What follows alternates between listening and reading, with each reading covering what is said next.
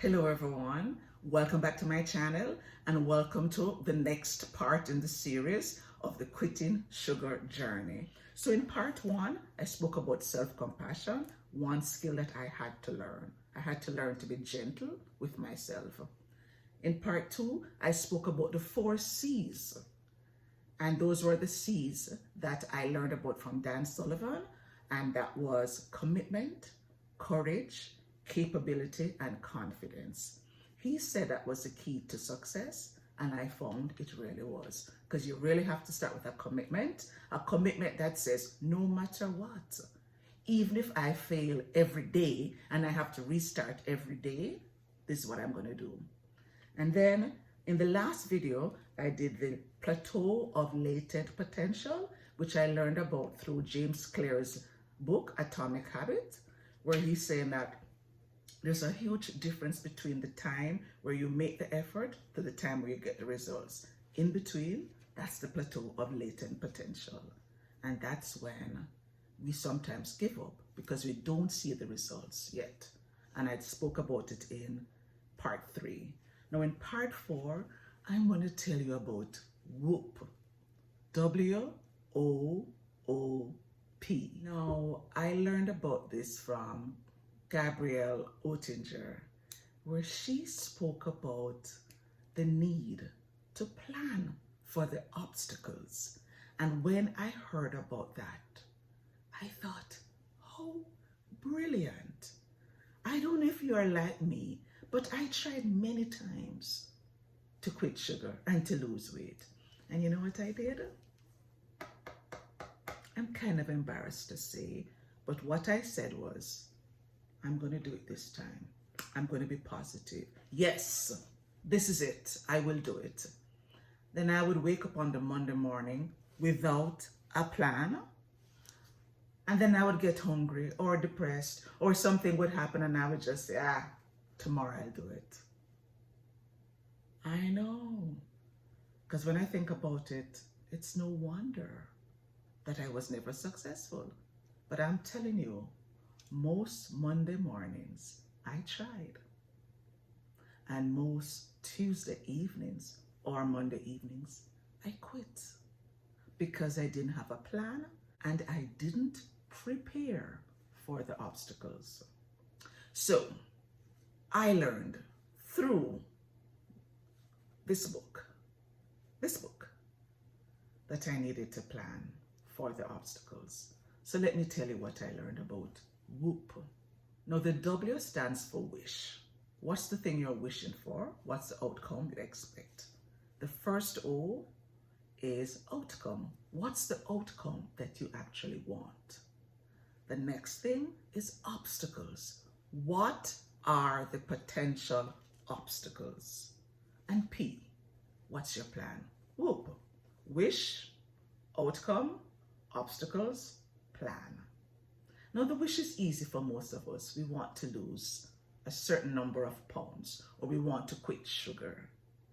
But what I found is that I had to use WOOP regularly, sometimes daily, especially at the beginning, because you meet several circumstances that you are not necessarily prepared for, or you meet several circumstances that you've met before and you failed in those situations, like when you go to a party or you go to a friend's house or you go to a restaurant.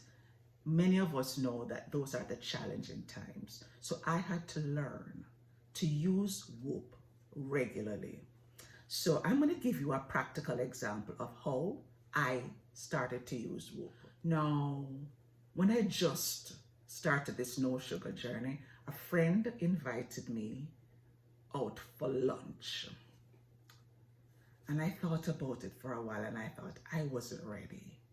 I wasn't ready to go to Cactus Club with her because if I did, I was going to eat my favorite foods. And I didn't want to break my no sugar journey that quickly.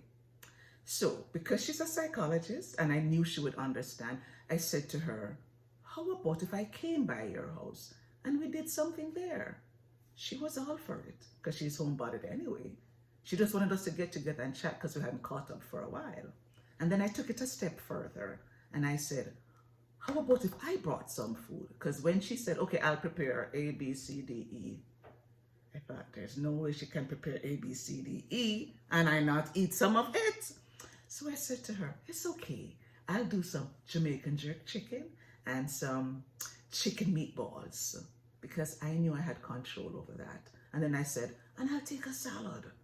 Lots of work, a lot more work, but I was prepared this time.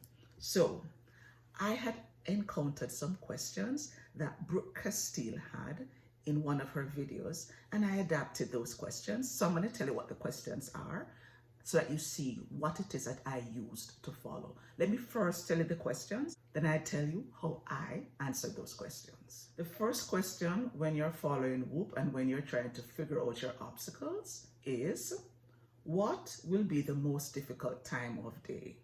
Question 2, what situations will be hard for me? Question 3, what excuses will I have? Question 4, what will you lie to yourself about? And question 5, what will make you want to quit? I think I interchange you and I sometimes, but I think you got the message, right? You get the picture. So the first question, what will be the most difficult times of day? For me, the most difficult time of day has always been in the evening. Lunch is never really a problem for me. Matter of fact, I hardly eat breakfast. So at lunchtime, I'm not even hungry. 2 o'clock, I'm still not hungry. 4 o'clock is when I tend to get hungry. Forget 7 and 8 p.m. I am eating everything in sight. So when my friend invited me out, my first thought was, it can't be in the evening. Not yet. Not yet. So I said to her, I'll come by you about 2 o'clock because I know 2 o'clock is my sweet spot. And having looked at these questions, I knew it wasn't a difficult time for me. So question 1, I had that out of the way. Question 2, what situations will be hard for me? Now, 2 situations are hard for me. Eating out with friends, whether it's at a restaurant or even at their homes, but just eating out is harder. And evenings at home with my husband, because we sit together, we eat dinner, he has his wine, I would have my chocolate. It was a routine.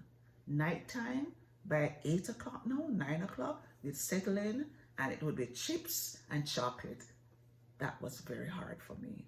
So I knew I didn't want to meet my friend late at night or later in the evening because I didn't want to put myself in that situation.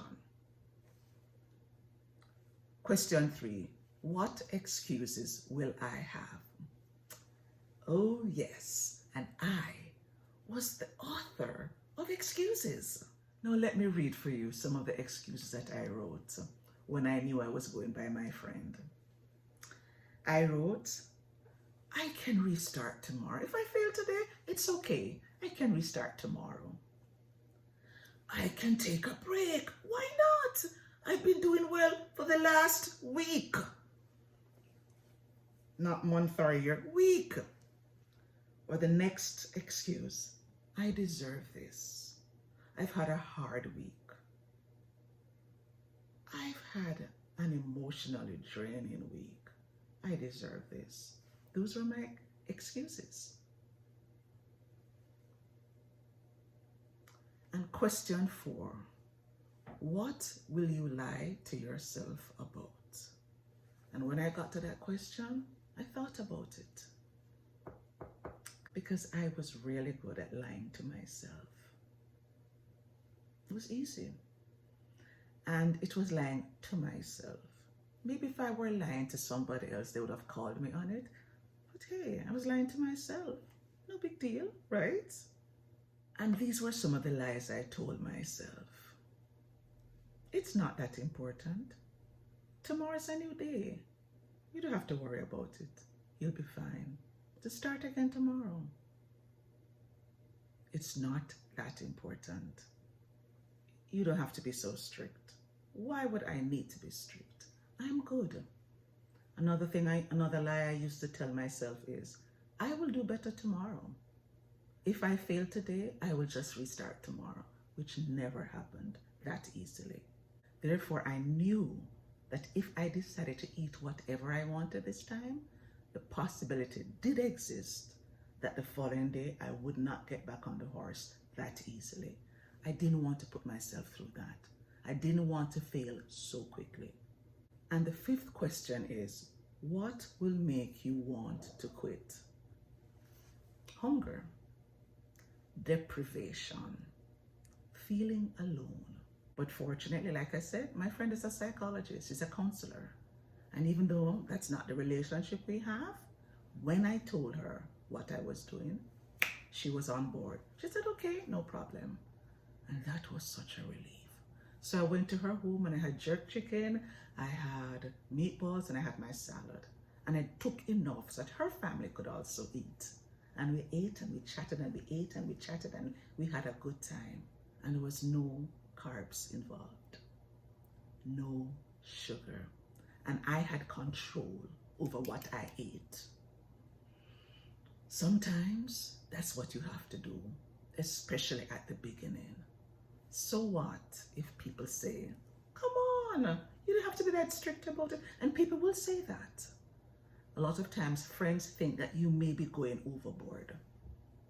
Sometimes they genuinely think so, but sometimes your new road, your new path, your new outlook scares them. It may make them feel insecure.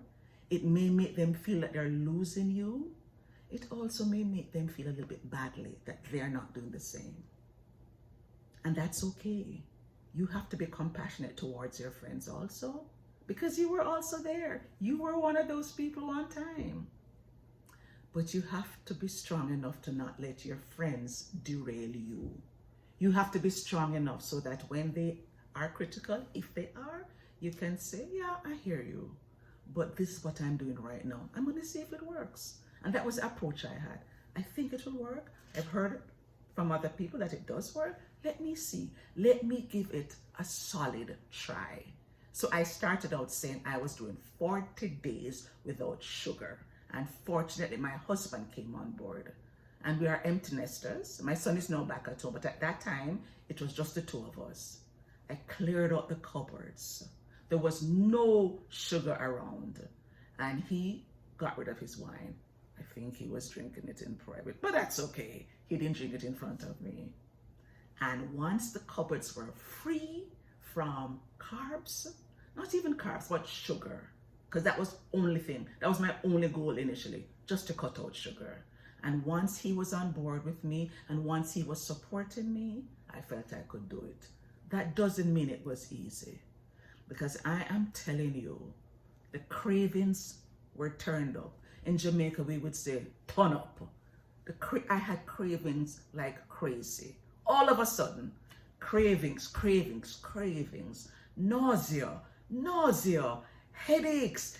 I was just miserable. But I kept thinking, it has to get better. It has to get better. It has to get better. I didn't count before I started this video, but I'm at least at day maybe 280 now. And I'm telling you, I no longer crave sugar. I can sit beside the sugar. Matter of fact, I had some students last week bring all the sugar to class. The first class, I'm going to insert a picture here of the leftovers. At the end, this was still left on my desk in the classroom. And I looked at it and I thought, I'm hungry, but I'm sorry. As I told my friends on Facebook, that day I was wearing very loose clothing. I'm going to try and insert the picture here too. Clothes that used to fit me very well. 30 pounds less, they're now slack. I said to my students, you see this? You see these clothes? They used to be tight. No way are you going to get me. We made a joke of it because these students know that I've quit sugar because I did the video. I did this video for them. It was a public speaking video and I was demonstrating, but they know my resolve. So they didn't actually pressure me as much. But on Thursday, when I went to the other class, oh my God, they turned up the pressure. Oh, Tanya, yes, you've quit sugar, but come on. And I had a student who baked this bread. He's Austrian and it's apparently a nice delicacy there. And he was like, Tanya, when will you ever get a chance to taste this? I said, yeah, you're right. I may never. Because I've also quit flour. I quit flour maybe 4 months after I quit sugar. I was like, I'm so sorry, Felix, I'm sorry. I would really love to try it, but I can't, but I won't. But I do not want to. And sometimes I look at myself and I say, when did I become this person? But I'm glad that I am becoming that person. But it started with me planning. This is the first time that I've ever planned. And part of the planning sometimes involves doing it mentally. You know, visualizing the day, visualizing the moment, visualizing the occasion, you know, putting yourself in that situation before you get in the situation. So that when you get to that situation, you've seen it before, you've mentally prepared for it before, and you are ready. Ready for the obstacles, ready to say thank you, but not this time. Not now. Not now. I once heard my coach say, Kelly, she said she would just say to people, I'm on medication right now and I can't drink that liquor.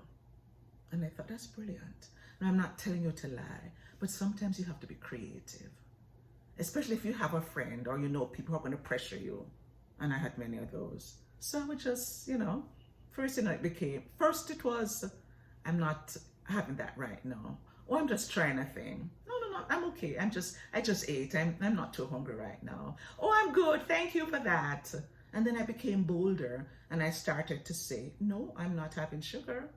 And when friends would come over for dinner, because we love entertaining, hubby and I always had friends over, and they'd say, what can we bring for dessert? I would say, take whatever you want because I'm off sugar. Straight up. That way we didn't have to go through the awkward, you're not eating? What's happening? No, I'm just, you want ice cream? Haagen-Dazs? That's fine. Bring it. I can serve you. You want cake? That's fine. Bring whatever you want. I'm not doing it. I'm not buying it. Hubby would buy it. But I was like, for me, I wasn't even going to buy it initially. I didn't want to go into the supermarket. I didn't want to go along the aisles wondering, okay, do I want this? Do I want cheesecake? Do I want... You know, I just didn't want to have to put myself through which cheesecake am I going to choose? Which fruit cake do I want donuts this time? I just didn't want to do any of that because I didn't want to smell it. Because I love sweets. That's why I ate so much. I loved it. So to put myself through that in the early days, no. But now that I'm 30 pounds down, yeah, I'm like, what kind of cake do you want me to pick up? Shall I bring her this or shall I do that? And I'm buying it, yeah. And I'm not even taking a lick. But you have to know where you are and how ready you are, and do not put yourself in a situation that you're going to be tempted and you are going to slide. Because a lot of times when we slip, we feel badly about it, we feel guilty, and it's just a slippery slope. And before you know it, it's 3 months before you try again. I found that the most important question on this list was, what will you lie to yourself about? I was so good at lying to myself. And what I knew from experience was that anytime I let myself down and I quit and I didn't eat according to plan, I knew that the guilt and shame always kept me stuck for a while. And because I knew that, I thought it was better to tough it out, to make it count, to hang on for dear life, even if it felt hard. I knew that I had to stick to it until I got to a point. I knew eventually it would get easier, and it did. But I would say it got easier like at about day 60. I know, 60 days. But it was not in the first 2 weeks, I know. And I know I was at 40 days when I went to Jamaica for a holiday, and it was still hard. And I didn't go into the supermarkets in Jamaica initially because I would see the Bullas and the biscuits and the Ovaltine biscuits and the Milo and the things which every time I go to Jamaica I have to have because of the association, you know? Especially those childhood drinks, those sweet sodas. I couldn't go to Jamaica and not have that. So I stayed away from supermarkets initially.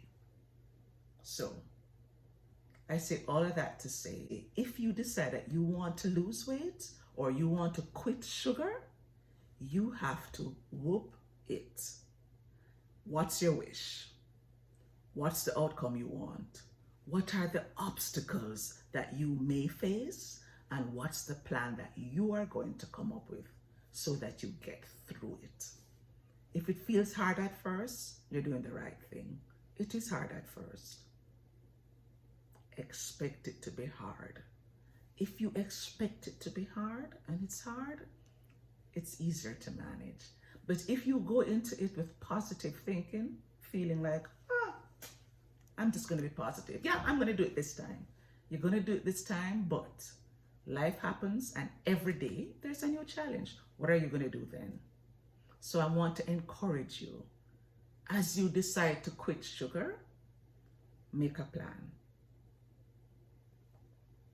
Forget positive thinking or rethink positive thinking. You can do it. I know you can. I had people who believed in me. Find people who will believe in you and who will help you and support you. Yes, you can. Thank you for watching, and I'll talk to you in the next video. Bye for now.